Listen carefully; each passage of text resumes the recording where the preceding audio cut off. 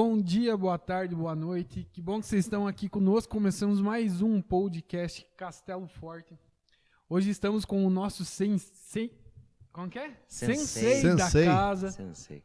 Seja muito bem-vindo, presbítero Vladimiro. Boa noite, boa tarde, bom dia, né? Dependendo do horário que você for assistir. Isso aí, tamo junto, né? Faz algum tempo já que eu tô convertido e congregando aqui no Bola de Neve. E foi aonde eu me encontrei e aonde eu tô conhecendo mais Jesus e tendo uma vida muito mais feliz do que eu tinha antes de vir no Bola de Neve. Que bom. Pastor, olá. Aí, boa noite, bom dia, boa tarde. Antes de começar, não esqueça de curtir, comentar, compartilhar, manda mensagem, manda para todo mundo aí, ter certeza que é um papo aí que vai edificar muita vida de todo mundo. Com certeza. Vlad, vamos começar aí. Conte para nós um pouco aí então desse teu... De quem era o Vlad, o pequenininho Vlad? Como é que foi a tua vida aí? Antes, teus pais eram evangélicos? Como é que foi todo esse teu trajeto até entrar no... A minha família, já de muitas gerações para trás, sempre foram católicos, né? Não muito praticantes. E eu vim aprendendo durante os anos, fiz, né, a catequese, crisma e tudo mais, mas eu também nunca fui um praticante. Uhum. Eu sempre tive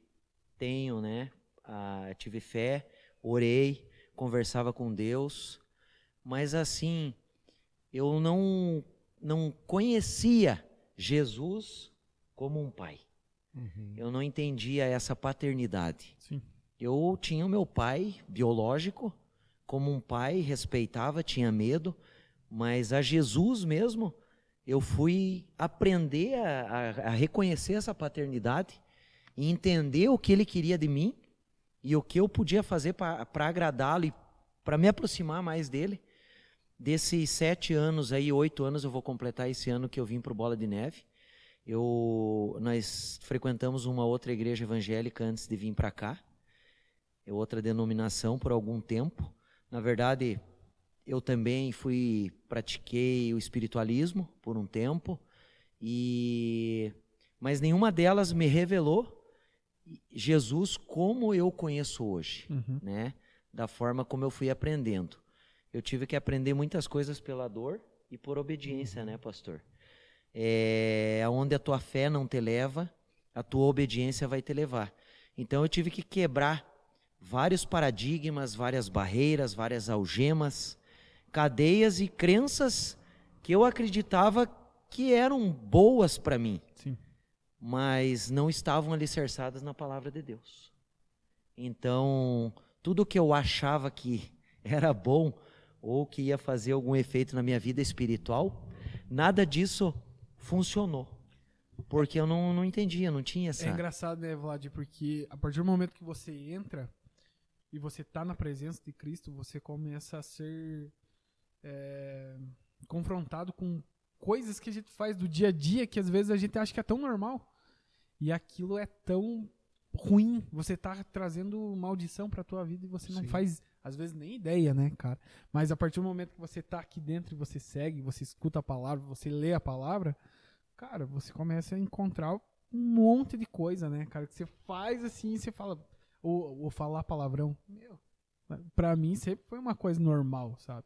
E hoje eu vejo o que a maledicência traz pra dentro da minha casa, né, cara? E é louco, assim. Tem uma frase que diz assim, né? Eu fui ler a Bíblia e encontrei muitos erros, né? E todos eles em mim. Sempre é assim, né? Quando a gente começa a ler a palavra, como eu já aprendi aqui também com o nosso pastor, né? O dedo que apontava, né? Quando você aponta um dedo, tem um apontando para frente, mas tem 3 apontando para você. Verdade. Quando você julga, é assim também. E eu acreditava em algumas coisas e depois sempre ficava, né, aquela restrição, aquele pequeno pecadinho escondido, e você vai tirando, vai removendo, vai orando, vai pedindo para que Deus, né, te mostre te mostre. E sempre aqui no Bola, é algo que sempre eu fiquei assim... Hoje eu digo para minha mulher e para os irmãos, eu estou traindo ela porque eu estou apaixonado por Jesus. Eu sou apaixonado, não tem um dia que eu não leia a palavra. A gente está fazendo discipulado. Eu procuro ser disciplinado porque o que Jesus fez por mim e fez por nós, tudo que você fizer não vai chegar nem a um pedacinho, né? Nem na unha do dedinho dele, do pé, o que a gente fizer hoje, né? Nessa nossa vida, nessa nossa caminhada. Porque ele deu sua vida por nós, né? Sim. E às vezes a gente acha que a gente precisa fazer alguma coisa para ser merecedor, né? Quando, na verdade, cara, não tem o que você faça, não. Quando, na verdade, não é meritocracia, é amor, né, cara? É amor. Mas, Vlad, nessa questão de você entender que você precisa ser direcionado por alguém, em tempos que é muito difícil. As pessoas não querem mais ser mandadas, não querem se sujeitar a outras pessoas, a ter líder. Tem gente que hoje, cara, prefere muito mais estar sendo sustentado pelo governo do que trabalhar e realmente ter uma vida digna. Para você entender isso, você passou por processos de entender que seguir o que o outro fala é bom para a tua vida como pastor. Você já foi do exército, né? Sim. Então, o que você aprendeu lá dentro que você pode trazer hoje aqui para... Para começar, meu pai era militar. E era 8 ou 80 com ele. Dependendo da forma como ele olhava, eu já sabia que ia sobrar depois, né? Entendeu? Então, a disciplina sempre lá em casa, nós somos em 5 irmãos, eu sou o mais novo. É claro, eu fui um pouco mais paparicado, mais mimado, porque a minha mãe e meu pai não planejaram a minha vinda. Eu vim temporão, vim depois sem eles esperarem. Foi uma escadinha, né? Um irmão atrás do outro. E depois do intervalo entre eu e minha irmã mais nova, no caso a mais velha acima de mim, de praticamente 7, 8 anos. Então teve aí um intervalo. Sim. Eu não era esperado. No batalhão, eu comecei a trabalhar com 15 anos por aí. Digo para vocês que tive uma vida sempre confortável, pastor, em Mateus, né? Nunca me faltou nada. Desde comida, alimento, conforto, roupa, né? Mas quando eu fui servir o batalhão, ali o bicho pegou. Sim. Porque eu aprendi a respeitar, tem a hierarquia. Sim. Desde os soldados que estavam lá mais tempo, que já estavam anos enganjados, até os cabos, né, sargento e tudo mais, a gente aprende a ter muito respeito. Sim. Pisou na bola, paga. E depois eu fiquei um pouco mais visto ainda, porque eu era filho de militar. Então, quando eles descobrem que você é filho de militar, eles te pegam mais pesado pro teu lado. Em vez de você pagar 10 flexão, você tem que pagar 20. E todo mundo te enxerga. O cabo tá passando lá do outro lado do batalhão, ele te enxerga lá do outro lado. Parastiuque, paga 10. Por quê? Porque você foi filho de militar e eles vão te testar mais. Entendo. E, assim, depois que eu tive empresa, que eu e minha esposa começamos empresa, né? Temos a empresa de refeições industriais. É claro, você está como líder, como chefe. Isso, de certa forma, se você não cuidar muito, não tomar cuidado com a humildade e a soberba, em alguns momentos você acaba achando que tem o rei na barriga. E que eu já cheguei a ter 23, 25 funcionários numa cozinha pequena. E já chegamos a fazer quase 1000 refeições diárias. Então, você acha às vezes, e por você ter dinheiro e poder, que você vai mandar, desmandar, e pode às vezes fazer isso fora do teu trabalho também. Às vezes, né, pastor, numa época da vida isso sobe para a cabeça. Quando você tem um cargo de liderança e uma chefia. Então, muitas vezes eu fui quebrado nessa área também. De ter que voltar, pedir desculpa, me arrepender. Mais ainda depois que eu me converti. Porque para tudo você tem que se arrepender, né, pastor? Sim. Se não houver arrependimento, é o princípio básico de tudo. A Bíblia diz que o arrependimento ele traz frutos, né? Sim. Tem frutos, né? E Vlad, você tem uma história bem longa, né? E assim, a nossa pergunta aqui, a gente estava até no outro episódio, aí a gente estava com o Juninho, tá? Que tem uma história bem parecida com a tua também, né? E a gente queria saber, assim, porque você teve uma época de adicção, né? Uhum. A adicção ativa, né? E você saiu dela. E Jesus, eu falo que Jesus ele liberta e a gente se mantém liberto depois, né? Perdão. E como que foi a tua libertação, o teu processo, sabe?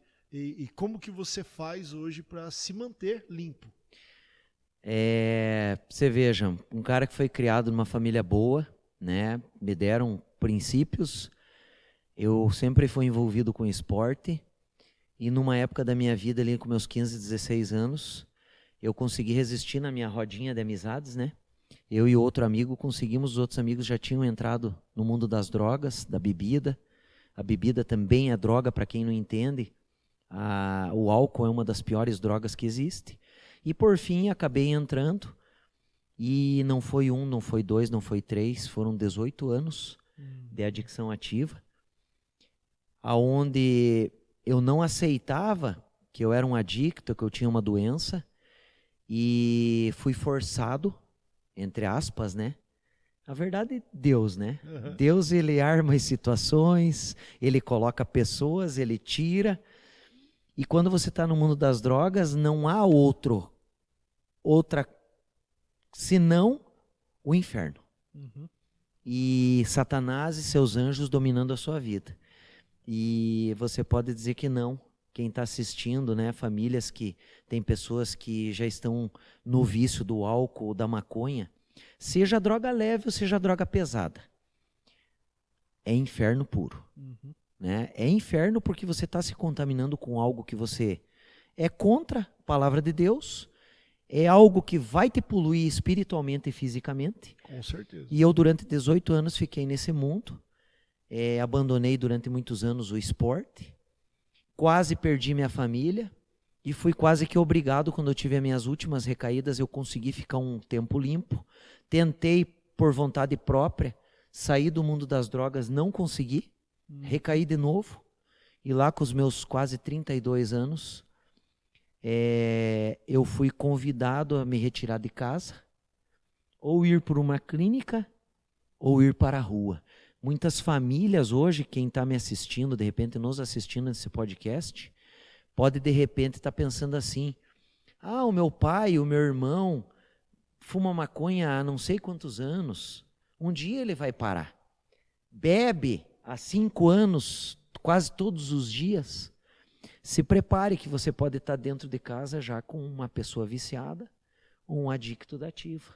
Que a hora que ela quiser parar, que a corda estourar mesmo, porque com o tempo perde-se as responsabilidades, perde até o asseio pessoal, a higiene que a pessoa faz, perde-se a moral, perde-se a vergonha na cara, e com o tempo você vai sempre, a droga ela é progressiva, ela é nunca regressiva. Uhum.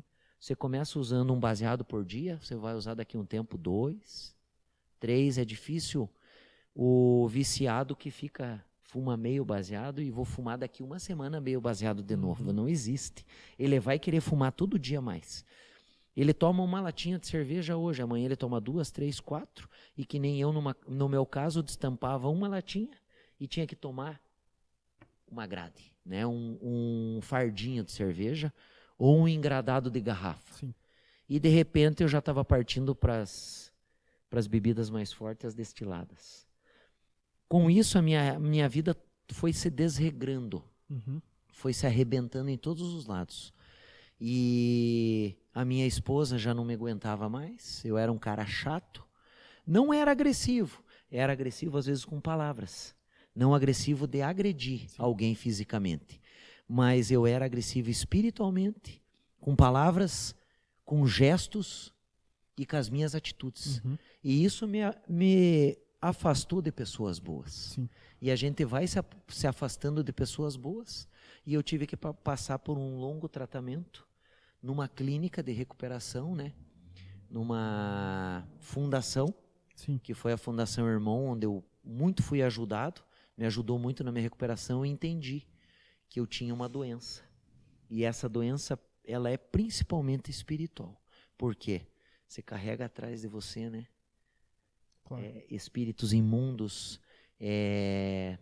anjos de Satanás. É muita coisa envolvida, né? Muita coisa. A vida na adicção ativa e nas drogas, ela é muito complexa. Uhum. Para você parar, é muito difícil. Começar é fácil. Agora, para parar e para sair dessa... E hoje você pega o celular, você abre o Instagram, o TikTok hoje, que está em alta também, e você vai passando ali e você vai vendo que a grande moral do mundo hoje é quem aparece com o melhor whisky, a melhor mistura, né? E, cara, a gente até comentou no episódio do Juninho, cara, isso aí é a porta de entrada para você ir daqui pro caixão, cara. Eu entendo isso até porque era a mesma situação mas, cara, eu bebo socialmente. E hoje eu olho pra trás, cara, que eu sei que eu bebia socialmente, nada. Cara, se tivesse 2 latinhas, eu ia tomar 2 latinhas. Mas se tivesse 25, eu ia tomar 25, cara. E eu não ia embora. E eu acredito que a raiz disso tá em algo chamado orgulho. Porque a pessoa que ela é viciada, ela não admite que ela é viciada. Ela não admite que ela tem um problema. Né? E hoje, assim, eu admiro o Vlad, que ele tem um trabalho social fora da igreja, ele tem um trabalho para a sociedade também. Ele ajuda lá no Narcóticos Anônimos, né? E até se você pudesse, é claro, dentro da liberdade do trabalho, porque a gente sabe que não tem muitas coisas que não podem ser ditas, mas que ali é um ponto de ajuda, né? Para as pessoas que estão sofrendo na adicção ativa. Sim. Né? Pessoas, tem uma sala onde a pessoa ela pode ir, ela pode ser ministrada, né? E nada mais a gente entende que o trabalho ele usa, né, muitos princípios bíblicos, né? Então, assim, eu queria que você falasse um pouco de quanto a sala ali é importante, porque eu tenho certeza que tem muitas pessoas que estão nos vendo hoje, tá? Que tem, se não tem esse problema, tem alguém, conhece alguém que tem, tá perto de alguém que tem, sabe? E de alguma forma a gente pode ajudar essa pessoa. Logo após que eu passei pelo meu tratamento fechado, 82 dias, a gente sempre recebia alta nos domingos, né? E era no mínimo 3 meses. E como eu estava próximo dos 3 meses, eu estava bem, né? Isso avaliado pelo psicólogo, por assistente social. Eu dei alta com 82 dias e já logo haviam me avisado nas nossas aulas, nas nossas práticas lá, que eu precisaria buscar ajuda. Eu não poderia ficar sozinho. Eu deveria continuar praticando os 12 passos, porque lá a gente praticou os 12 passos do AA. E me falaram sobre o NA, Narcóticos Anônimos. Nós temos o grupo aqui cada cidade tem um nome de grupo diferente, né? Mas o princípio, as ferramentas que a gente usa são iguais, porque é direcionado pelo NA mundial. E o NA mundial ele começou nos Estados Unidos na década de 50, logo depois do AA. E a base são os 12 passos. E esses 12 passos, você vê como são maravilhosos, e Deus é maravilhoso, né, pastor e Mateus? 12 passos falam 6 passos falam do homem e 6 passos falam de Deus. E ali você começa a trabalhar principalmente primeiro a tua parte espiritual, depois a tua parte física. Aprende que você tem que evitar hábitos, pessoas e lugares. Hábitos, pessoas e lugares. E que você tem que buscar ajuda, justamente ponto-chave que o pastor falou, o orgulho. O orgulho faz você se isolar. O orgulho faz com que você não busque ajuda. O orgulho faz você achar que você pode. Eu posso fumar um cigarro. Eu posso dar uma bola num baseado. Só uma pausa. E só lembrando você que está assistindo a gente, que o orgulho foi o pecado de Satanás, que fez ele ser expulso do céu. O orgulho. O orgulho. O orgulho é a raiz de todos os pecados, né, pastor? Se você for estudar a fundo todos eles, é o orgulho. E o orgulho na adicção ativa, ele é mais forte ainda. Parece que o cara fica com uma máscara, né? Porque para você admitir o teu erro, é porque é tão profundo, cara. Porque assim, você olha pro mundo e todo mundo tá fazendo a mesma coisa. E aí, eu acho que assim, eu sou completamente contrário à bebida. Hoje eu caminho totalmente diferente do que eu caminhava antes. Então eu olho pro álcool e falo, cara, o álcool é meu inimigo, eu não gosto. Se eu puder, ninguém perto de mim, dos meus, vai beber. Mas a gente sabe que tem aqueles que ainda vai lá, tem o seu controle, o autocontrole e tal. Só que sempre vai ter o cara que nem eu, que não sabia se controlar. E chegava em casa e falava assim, não, eu me controlo, cara. Eu sei, a hora que eu quiser eu paro, cara. Pode ter certeza. E esse é o orgulho que a gente tá falando aqui, né, cara? Uhum. Porque não é assim que vai funcionar. Tem amigos meus que usavam de vez em quando eles queriam. E pararam a hora que eles quiseram.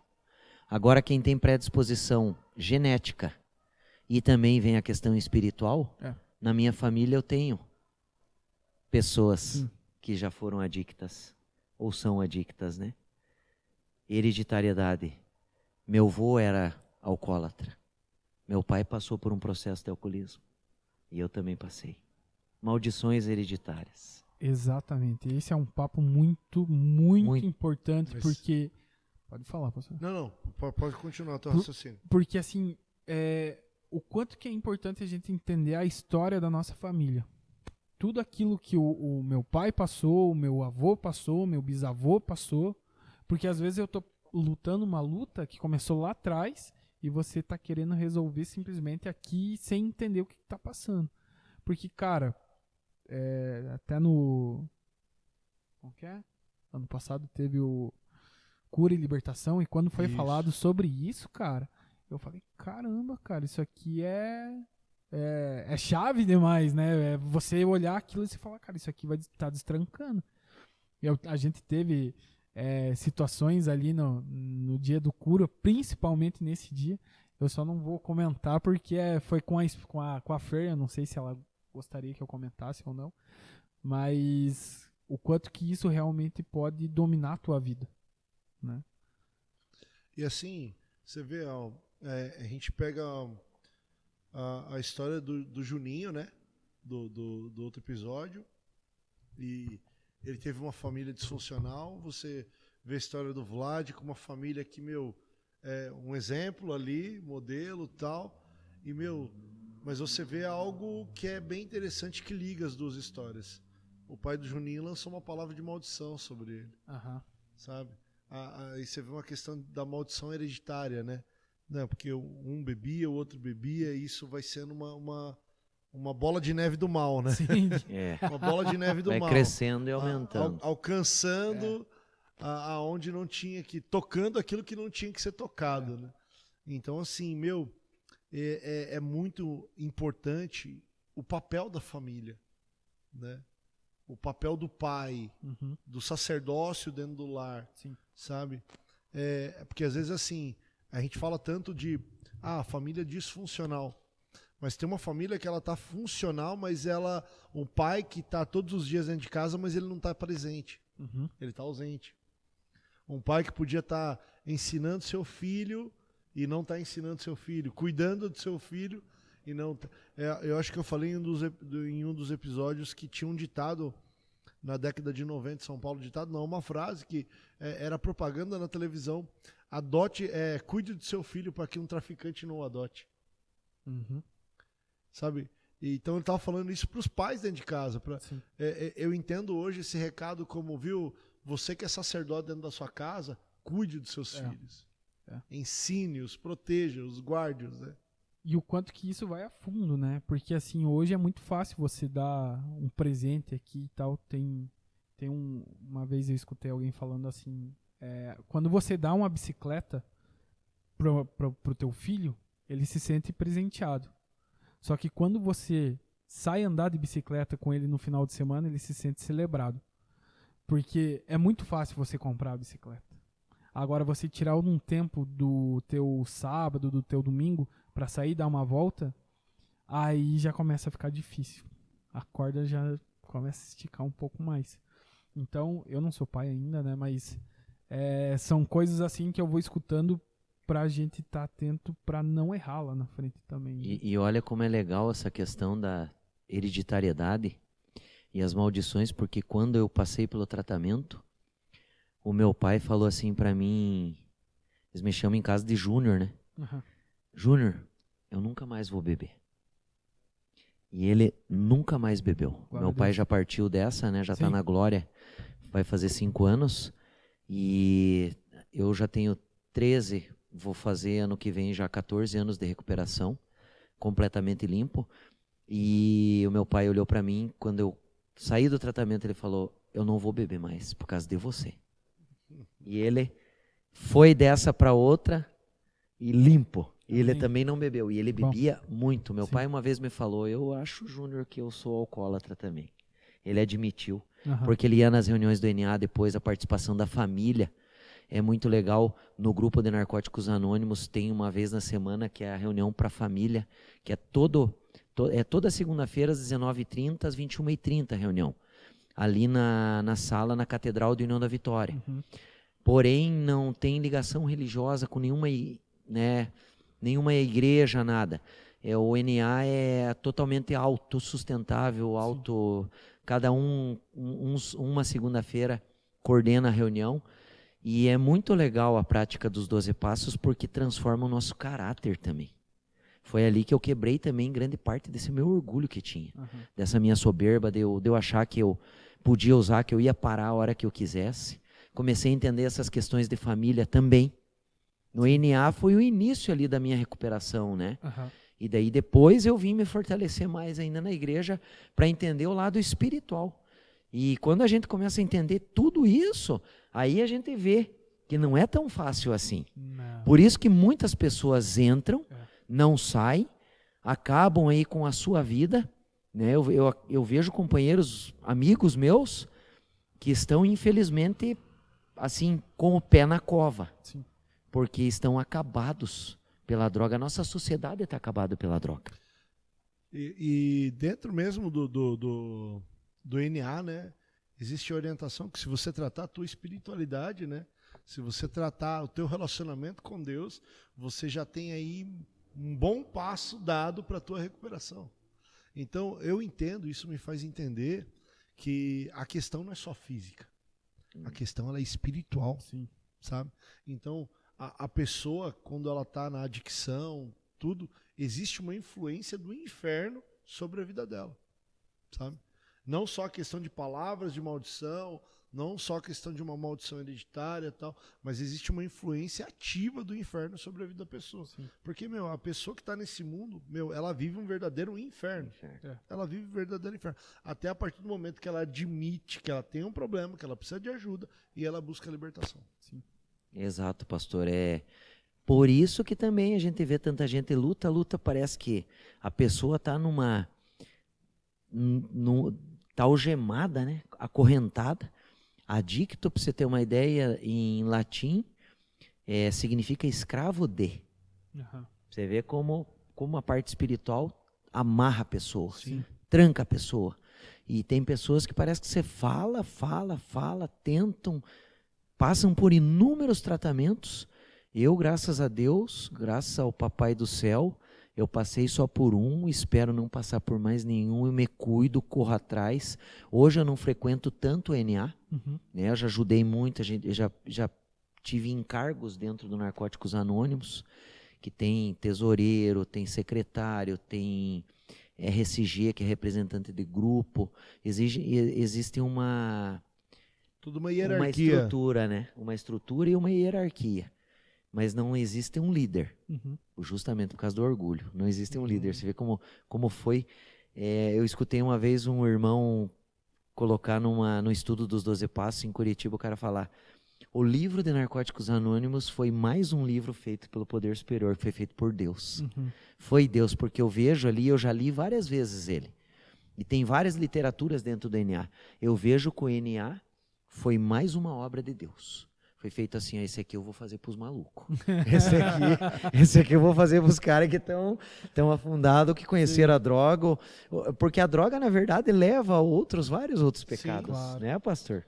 Mas, Vlad, a gente conheceu um pouco da tua história, mas tem uma outra parte também da tua história, né? Porque a gente pode saber um pouco do Vladimiro antes e depois.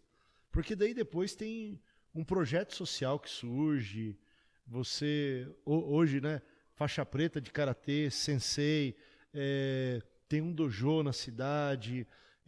Eu quero que você conte pra gente como que surgiu o projeto, como que você começou a dar aula de karatê, até hoje você ter o dojo, como que foi isso, como que foi essa caminhada tua aí? Deus te direcionou, Deus falou pra você o que era pra fazer, como é que foi essa história aí? Ele já estava preparando, ele já preparou, porque uma época ainda quando eu me formei, que eu peguei a graduação, faixa preta, ainda eu continuava na luta tentando parar de usar droga. Uhum. E o senhor, ele já foi preparando o caminho, né, pastor? Ele foi, eu vou te pegar, cara, uma hora eu vou te pegar. Eu vou fazer as pequenas armadilhas ali, né? E um convite, eu tive um convite através do Carlão, do Topolsky, para fazer um Papai Noel lá na Associação de Moradores do Rio da Areia. E eu fui fazer, eles tinham uma instituição que atendiam várias crianças. Meu irmão tinha arrecadado vários brinquedos na época, e eu fui para fazer o Papai Noel a pedido do meu irmão. Uhum. E Deus já me colocou o Carlão. O Carlão, já fiquei conhecido dele, houve uma empatia, né? A gente ficou se conhecendo, houve uma amizade, eu digo que foi uma amizade espiritual mesmo. E ele foi comentando sobre o projeto e já tinha lá taekwondo, balé, capoeira, aula de reforço escolar. Era um projeto maravilhoso que chamava-se Projeto Jovem Cidadão.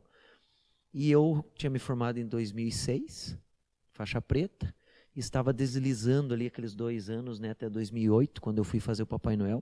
2007, final de 2007 para 2008. E Deus fez eu me oferecer. Vai se oferecer para dar aula.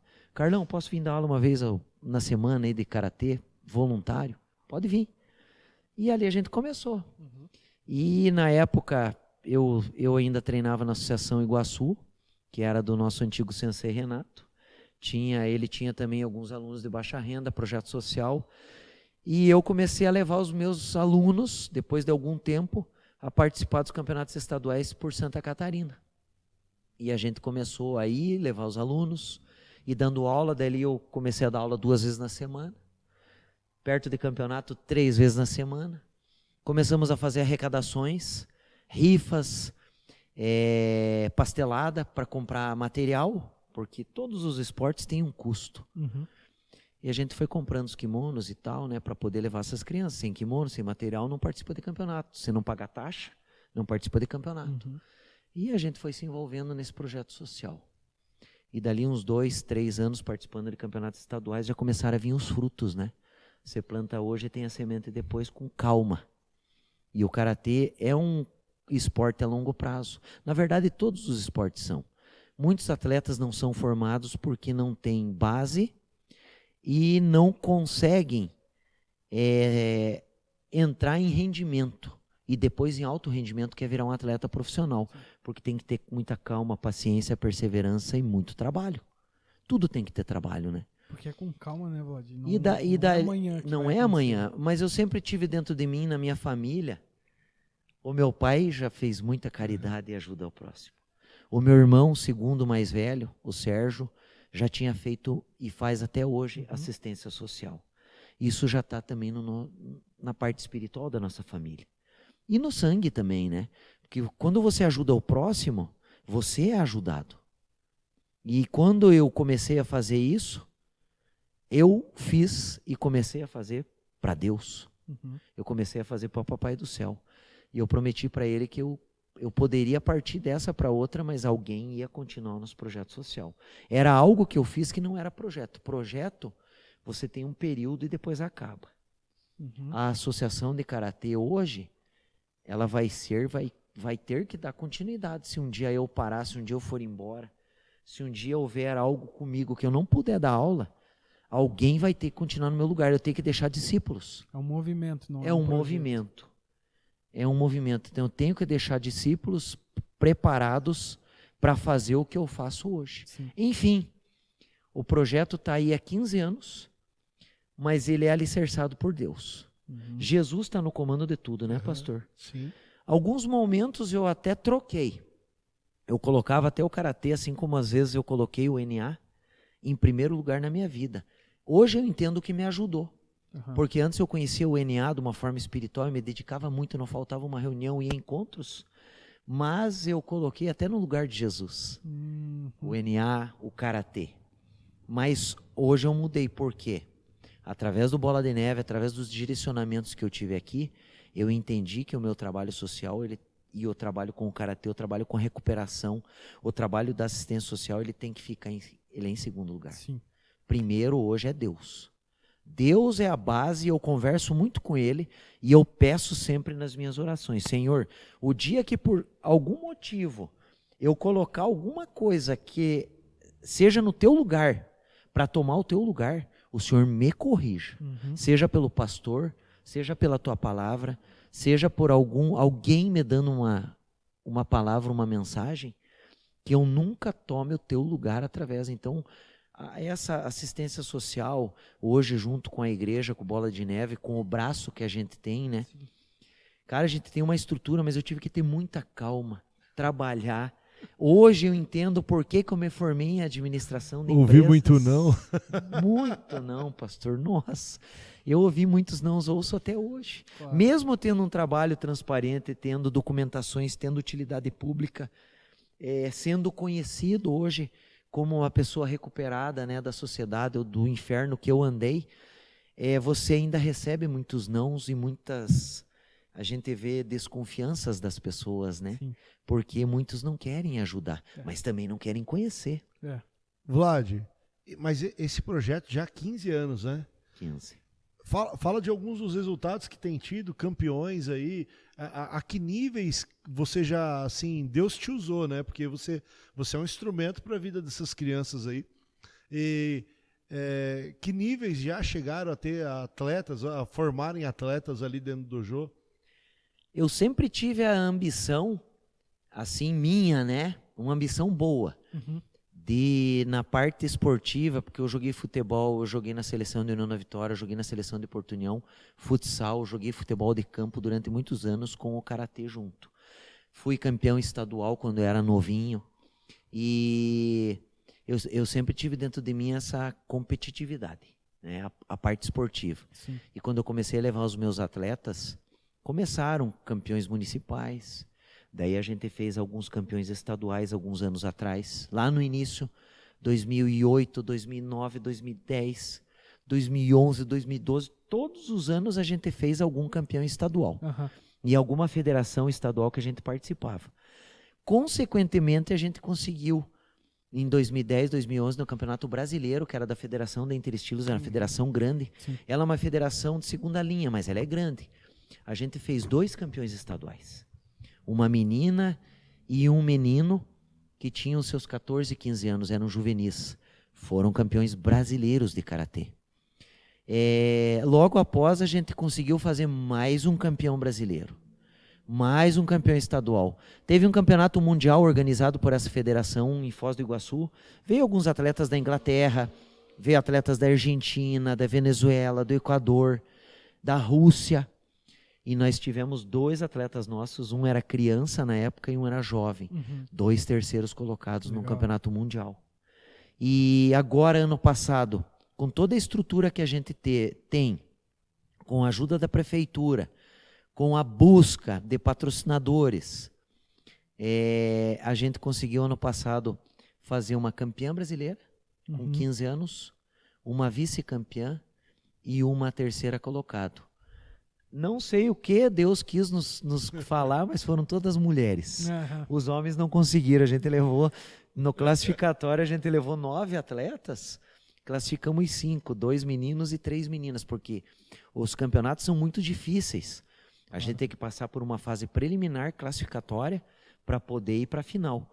E essas meninas se classificaram. A classificatória foi em Londrina, existem várias classificatórias no Brasil inteiro. Norte, Nordeste, Centro-Oeste, Sul, Sim. Sudeste. E você tem que ficar entre os 4 primeiros colocados da sua categoria para ir para a final do Brasileiro. E essas meninas se classificaram. E os meninos não conseguiram. E as 3 meninas em categorias diferentes de peso e de idade Uma foi campeã brasileira. E essa menina, ano passado, retrasado, pastor, ela estava com desvio de conduta, desvio de caráter. Ela teve problema com pensamentos de suicídio, de morte. Sim. Quase se descambou pelo lado sexual, né? Virando a casaca.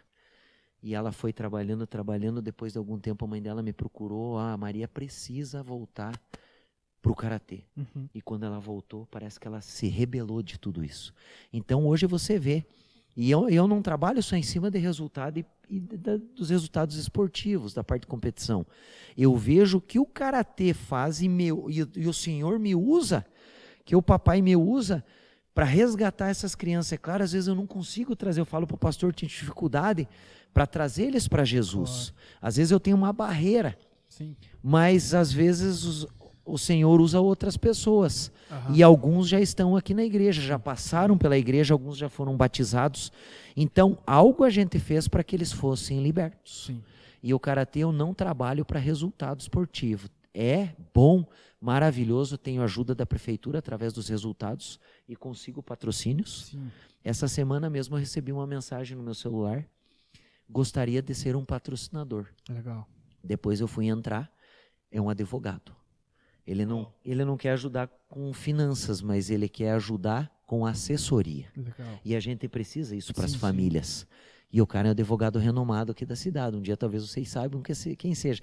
Tem pessoas que querem ajudar que não falam o nome. Mas assim, só de verem crianças, ano passado, várias indo para praia. Uma etapa do estadual é no litoral. Esse ano vai ter de novo em Paranaguá.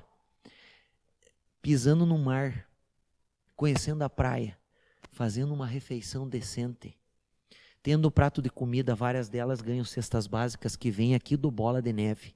Hoje, quase 90% dos alimentos que nós temos para as famílias de baixa renda do karatê vêm do Bola de Neve. Legal. Você vê o que é ter uma estrutura, ter uma ajuda, ter um braço e ter a parte espiritual, né? O pastorzão aí já treinou karatê conosco. Já. Hoje o filho dele mais novo está treinando conosco e está se destacando, menino disciplinado, está indo muito bem. Vou voltar. Tem que voltar, pastor, tem que voltar o quanto antes. Por quê?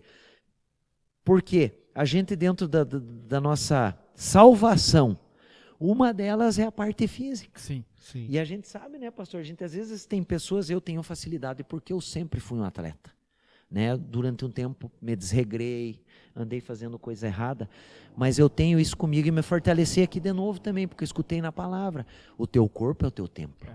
Então você não pode, eu sou bom nisso, naquilo, mas de repente, numa área você não está indo bem, né? Às vezes assim a galera fala, eu também falo isso, não, eu fazer exercício, cuidar do corpo e tal, não é pra mim. Não é, cara, é só você tem que mudar a tua forma de pensar. Disciplina. Você tem que se manter durante um ano que seja, indo com raiva, porque depois você vai com gosto.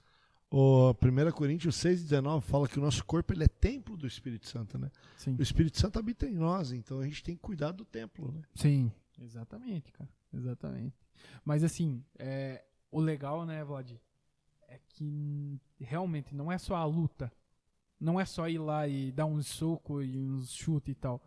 Cara, é transformação, né? Transformação de caráter. É pegar essa galerinha que às vezes está... Que às vezes não, com certeza está precisando. E, cara, às vezes é uma família que ela tá... Uma família a mais que tá ajudando ela a não tropeçar, né? E assim, além de tudo, experiência. Que é uma coisa que eu e o pastor até temos conversado bastante. O quanto que a experiência... A gente fala mais sobre a experiência dentro da igreja, né? Sim. Mas a experiência, ela transforma. Às vezes, essa criança, ela nunca ia conseguir conhecer uma praia, cara. E por causa do projeto, ela tá indo lá, né? Então, cara, é animal, assim. E quanto que essa galera paga pra treinar lá com você, Vlad? O do projeto social é gratuito. É só me procurar. Tem alguns requisitos, né? Porque a gente tem projeto junto com a assistência social da União da Vitória e tem que se enquadrar em alguns quesitos, né? Às vezes as pessoas querem, de certa forma, se aproveitar, né? E tem condições de pagar mensalidade. Esses dias a gente fez uma postagem no Instagram do projeto social. Muitas pessoas que têm condições procuraram o projeto de graça, Mas daí quando eu peço lá, por exemplo, a renda familiar não pode passar de R$ 1.500. Certo. Tem que estar com os filhos estudando em colégios públicos. Tem que provar isso através de documentos. E assim, falando de esporte, vários esportes, o karatê é maravilhoso para as pessoas entender que ele trabalha o caráter da pessoa junto. E também trabalha a parte mental e física. Sim. Porque se você não é disciplinado, e isso vem às vezes de pai e mãe e de família. Claro. Se você não tem disciplinado, se você não é regrado, se você não é cobrado, você vai começar a ir karatê, cara, só o aquecimento ali você já começa a derreter, né? Se teu filho não sabe arrumar a cama, manda ele lá pro Vlad. É isso aí. A gente tem uma tabelinha que a gente vai começar a passar agora de novo. De boas práticas, começando em casa. Legal. Eu tenho dificuldade de fazer isso com os meus filhos. Hoje ele não arrumou a cama, mais velho. A Michele falou várias vezes para ele, minha esposa, vai arrumar a cama. Né? Não foi. Esses dias ficou sem celular, porque respondeu. E o karatê, assim, por exemplo, às vezes, algumas não julgando, mas alguns esportes, você vai lá, pega uma bola e vai jogar. Ali no karatê, a gente passa essa tabelinha para os pais fazerem o quê? Ajuntou o cocô do cachorro, lavou a louça, ou enxugou, arrumou a cama, escovou os dentes, não respondeu. O pai vai marcando um tiquezinho ali. Agora, chamada. Frequência. Nós temos um brinde para o aluno destaque do mês. Vai ganhar um presentinho de incentivo. Quem concorre a esse brinde? Quem está sendo um bom aluno e tem boas notas fora da associação, do dojo, da academia, e dentro lá o quê? Frequência das aulas. Está sendo bom, está se dedicando, está participando das atividades. São eles mesmos que limpam o dojo lá? Lá no karatê, Ajudam. os alunos limpam o dojo. E o banheiro fica Chama-se Soji. Ah. O nome da limpeza. E essa limpeza não é só física, ela também tem a parte espiritual. Claro. Por quê? Trabalha o caráter das crianças, para elas aprenderem a fazer isso em casa. Exatamente. Eu limpo o banheiro no dojo. Aí, ó. Porque eu trabalho com a minha humildade. Eu É o poderia exemplo, mandar né? um aluno, É o exemplo, pastor. Podia mandar um aluno fazer. Mas eu preciso dar o exemplo. Sim. Amanhã ou sexta-feira é dia de fazer Soji. A gente higieniza tudo com álcool, que Foi boa. você que falou que o exemplo arrasta, O né? exemplo arrasta, né, cara? Tem uma frase que a oratória, o falar, ele converte ou comove algumas pessoas, mas o exemplo arrasta multidões. Exatamente. Quando você é exemplo, quando você faz, quando você mostra e dá a cara para bater. Ontem mesmo eu postei no nosso grupo um suco verde que eu faço quase todos os dias para tomar, que é um suco de couve. Eu faço dieta também durante as semanas. Esse final de semana a gente extrapola. A minha esposa é nutricionista. Ela está me deixando impressionado, pastor. Ela está com jejum desde ontem. Para quê? Para emagrecer e para também honrar ao Senhor. Eu nunca fiz um jejum de 24 horas. Direto, intermitente, sem parar. Já fiz de 12, de 18. Mas assim, ficar de um dia, ela comeu ontem de noite, cara, e só vai comer amanhã de manhã. Cara, eu tô fazendo uma vez por semana um jejum só de água. Eu tô fazendo uma vez por semana também. E há 12 horas ainda. E eu falei, cara, eu fiz a primeira semana passada. Amanhã é dia. Aí eu falei, cara, porque normalmente eu não como nada pela manhã. Aí eu falei, cara, se eu chegar até o meio-dia e eu sentir que eu tô tranquilo, eu vou até as 2 horas da tarde e vou vendo como que vai, né? Aí você entende que o negócio não é físico, é espiritual. Porque eu acordei, eu já acordei irritado. E eu não acordo de mau humor. Eu já acordei de muito mau humor. E aí eu tinha mentoria e eu trabalho em casa ali e tal. Cara, minha cabeça confusa. Eu não conseguia. Por um simples hábito de não comer ou não tomar. É. Cara, depois chegou o meio-dia, eu fiz o almoço. A Fer não tinha nem chego em casa, que ela chega em casa pela 1 hora. Meu jejum terminava meio-dia. Eu falei assim, amor, hoje eu não vou te esperar. Hoje eu não espero. Vou comer. Já fui lá, ó. E depois daí foi, cara. Daí O cara tá dia- comendo as panelas. Tava. Meu Deus, cara. É tudo questão de hábito, né? É hábito. Quando É. você muda algo. São 3 disciplinas espirituais, né? Leitura da palavra, oração e o jejum. Sim. Tá? São as 3 disciplinas espirituais,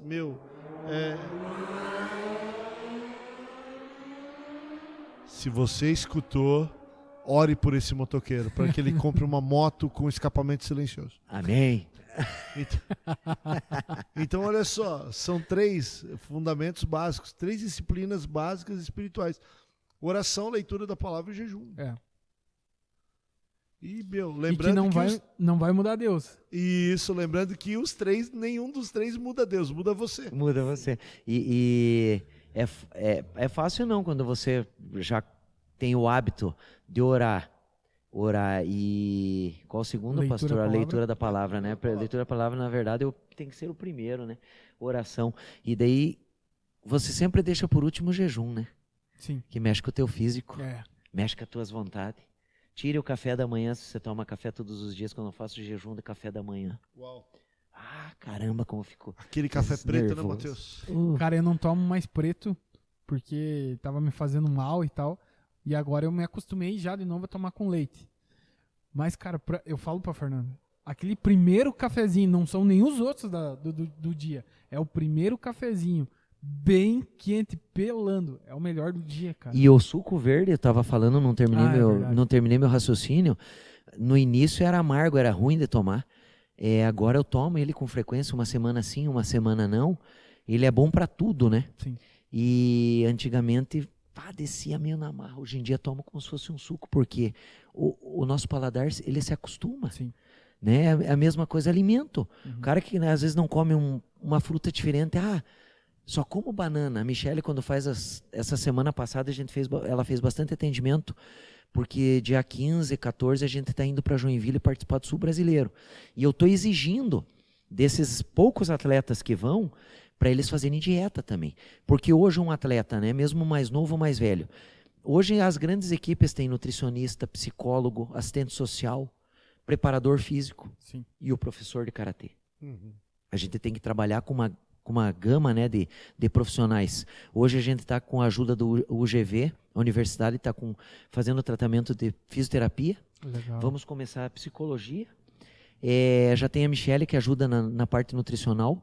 Temos professor de educação física e, na verdade, eu e o outro professor, o Sidney, estamos fazendo o curso de educação física também. E alguns alunos não comem fruta, não comem um legume e alguns não comem. Como é que você vai fazer atividade física, cara, se você não come? É verdade. Porque a alimentação, ela vai ter um impacto direto no teu desempenho mesmo, né, Vlad? Mas, com certeza, você fique muito tempo sem comer. Né? Comer sem comer, você fica até 7 dias. Agora, sem tomar água, 3 dias no máximo. E até comendo, né, coisas que não vão te ajudar. Você, o cheeseburger, a pizza, essas coisas mais gordurosas. Ela sempre né? fala, né? Descasque mais e abra menos pacote. Mas eu acredito que a falta de disciplina é que faz isso com a gente. Também. Sim. Porque hoje é tudo muito fácil. Macarrão que você comprava e era 20 minutos, 30 minutos para cozinhar. Hoje você vai lá e compra e é 3 minutos. 3 minutinhos. No micro-ondas ainda. Mas daí, no estudo, né? Dos alimentos saudáveis ou não. Vem lá primeiro pipoca de micro-ondas, segundo miojo, terceiro salgadinho, daí sorvete, que é altamente com gordura hidrogenada, né? Uma porcaria pro organismo. Mas no paladar e todo mundo come. Sim. Vou no Bob's lá comer um... É rapidão. É rapidão, todo mundo come, vou comer também. Mas e o veneno, né? Que você tá colocando para dentro. Exatamente. A conta chega um dia. A conta chega e chega rápida muitas vezes. Chega. É um grande problema. E Vlad, você ainda tem espaço para que pessoas possam se voluntariar? Como é que funciona para ajudar você lá no dojo? Tenho espaço Preciso de patrocinadores porque o esporte não é barato. Tem as nossas locomoções geralmente a prefeitura ajuda, e a prefeitura de União da Vitória há muitos anos tem nos ajudado, e eu agradeço desde já a prefeitura, Secretaria de Assistência Social, Secretaria de Esporte. Há 3, 4 anos a gente tem recebido muita ajuda. O que antes a gente não recebia, hoje eles estão ajudando também pelo nosso trabalho social. Porque a gente, queira ou não queira, a gente está ajudando a sociedade. Sim. Hoje a gente precisa de patrocinadores individuais para atletas. Pagar a inscrição não é caro. Pagar a inscrição, pagar anuidade, adotar um atleta para dar um kimono. Às vezes a gente tem kimono. Sim. São kimonos mais simples. Às vezes para ir para o campeonato precisa de um kimono mais top, né? Vamos dizer assim, numa marca melhor. Precisa de um kimono melhor, kimono mais leve. Sim. Ajuda? Claro que ajuda. Claro. Pagar um hotel, pagar uma pousada, pagar alimentação para as crianças que vão. Porque tem crianças lá que sobrevivem, uma família de 4, 5 pessoas, sobrevivem com auxílio do pai e da mãe, juntando os dois, dá R$1.000 por mês, 1.200. Então as pessoas que têm interesse, que estão nos ouvindo, têm interesse, me procure. Não precisa dar dinheiro para mim. Pode pagar direto para a federação, pode dar o dinheiro ou patrocínio para o atleta. Sim, diretamente. Né? Então, hoje o esporte a gente padece muito. Muitos projetos não vão para frente, primeiro por não ter documentação, por não conseguir montar projetos sociais, e são inúmeros. A burocracia é muito grande, mas não são leis municipais, algumas são, mas a maioria delas são leis federais. Sim. E a gente esbarra muito na falta de ajuda. Então, eu, graças a Deus, Deus sempre está provendo. Sim. Uma pessoa, um patrocinador, um abençoado que vai lá levar um kimono, alguém que vai lá e ajuda um atleta, alguém que vai lá e faz um pix, os irmãos da igreja, os irmãos aí conhecidos que estão comprando a nossa rifa. Estamos vendendo uma rifa para pagar a anuidade do dojo. Tem uma anuidade, que é uma anuidade que entra, na verdade, é coletiva, ela é da associação, mas entram as anuidades dos atletas que vão participar dos campeonatos estaduais junto. 2 pilinhas só, né? R$2.600. Custa a anuidade, que dá para colocar lá 20 atletas que vão entrar junto com essa anuidade coletiva, né? Sim. É 2.600. Se você pagar, você participa do campeonato estadual? Não participa. Precisa... Vai para o campeonato nacional, tem que pagar a anuidade estadual e a federal. Sim. É como pagar um CRN ali, de nutricionista, por exemplo. Ela quer exercer a profissão, tem que pagar. Preciso pagar, não adianta. Eu, na minha área de atuação, o dia que for atuar, estou atuando na área de administração, eu tenho que pagar meu conselho, né? Vlad, encaminhando já pro fim aí, já estamos há 1 hora conversando. Aonde que fica o dojo? O dojo funciona hoje... Aonde ele deslanchou mesmo foi aqui dentro da igreja. Legal.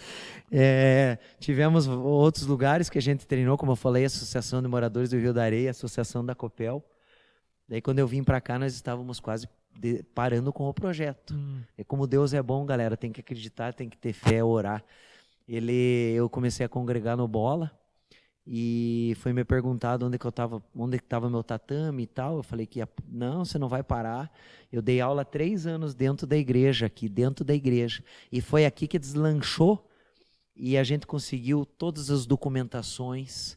Uau. Eu comecei a correr atrás, parece que eu tive um renovo, um aviva na minha parte do karatê, na parte esportiva. Comecei a correr atrás, apareceram pessoas de dentro da igreja e de fora que foram me ajudando. Logo depois, em 2017, eu me filiei na Federação Paranaense de Karatê, fiz a minha própria associação, já tinha, mas daí a gente teve nome, porque antes era Associação de Karatê Projeto Jovem Cidadão, um nome muito longo, era um projeto. Aí a gente montou a Associação União. União não é para imitar União Jiu-Jitsu, União... nada, a gente montou porque Porto União e União da Vitória tem o nome União, e a palavra união. A palavra união, né, que significa muito nós termos a unidade, onde várias pessoas se ajudam, e eu nunca quero ficar sozinho. A gente nunca consegue fazer algo sozinho, né? Não. A gente precisa de alguém. Primeiro Deus e pessoas levantadas por Deus. Daí a gente funcionou aqui pertinho do Bola, na mesma rua. Deus proveu, eu passei, o ponto estava ali. Parece que Deus me mostrou, é esse aqui. Daí a gente ficou 2 anos ali.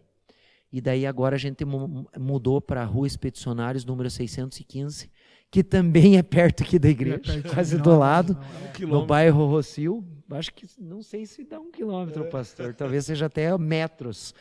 E ali também a gente está num lugar amplo, grande, pagando um aluguel com a ajuda da prefeitura, da assistência social, através de um fomento, que é por projeto, através de documentos, mas que também tem pessoas envolvidas que nos ajudam até hoje. E o local é maravilhoso, grande. Quem quiser conhecer, pode ir conhecer. Pode fazer parte. Hoje nós temos assistente social, nutricionista, como eu falei. Estamos com parceria com psicólogos. Pastor e a pastora sempre ajudam muito os alimentos que vão daqui para lá. E o nosso trabalho é em prol do próximo. Legal. É trabalho de ajuda, trabalho de formiguinha.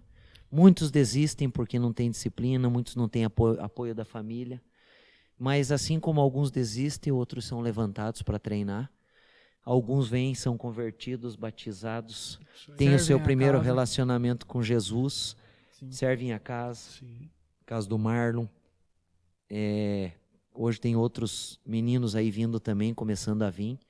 E o nosso propósito é levar a palavra de Deus e tentar converter pessoas para Jesus. E redes sociais? Redes sociais, o Instagram, Associação União de Karatê. Tem o meu Instagram também pessoal, né? E o Facebook também. Podem nos procurar. No meu número de telefone é 42991296454. E a gente aceita, toda ajuda é bem-vinda. Show. Toda ajuda é bem-vinda. Mais alguma coisa lá, pastor? Tranquilo, obrigado, Vlad. Obrigado aí pela presença. Obrigado pelo teu tempo, né? Pelo tempo.